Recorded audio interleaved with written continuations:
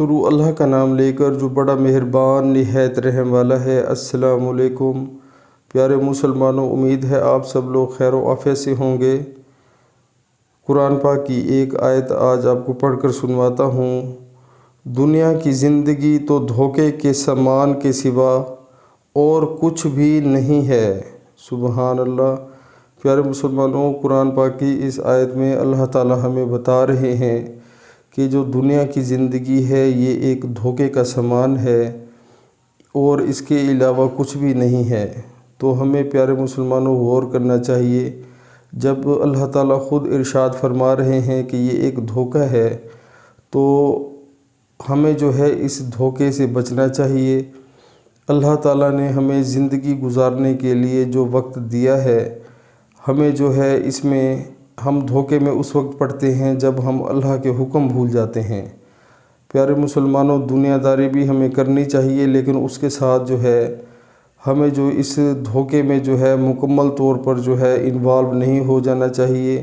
دن رات ہم صرف دنیا کے جو کام ہیں ان میں مگن رہتے ہیں اور یہ نہیں سوچتے کہ اس میں جو ہے ہم نے 5 وقت نماز بھی پڑھنی ہے اور صبح یا کسی بھی ٹائم قرآن پاک کو بھی پڑھنا ہے، اس کی تلاوت بھی کرنی ہے اور اس کو ترجمے کے ساتھ بھی سننا ہے تاکہ اللہ تعالی ہمیں ہدایت دے۔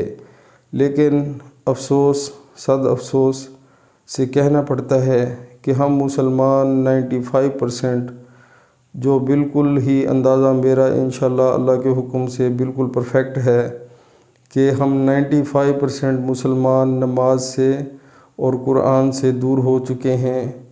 تو یہ ہمارے لیے بہت ہی پستی کا مقام ہے، ہمارے لیے بہت ہی لمحہ فکریہ ہے اور ہم جو ہے اس دھوکے کے سامان میں پڑ گئے ہیں اور اس کے علاوہ شیطان کے رستے پر چل پڑے ہیں۔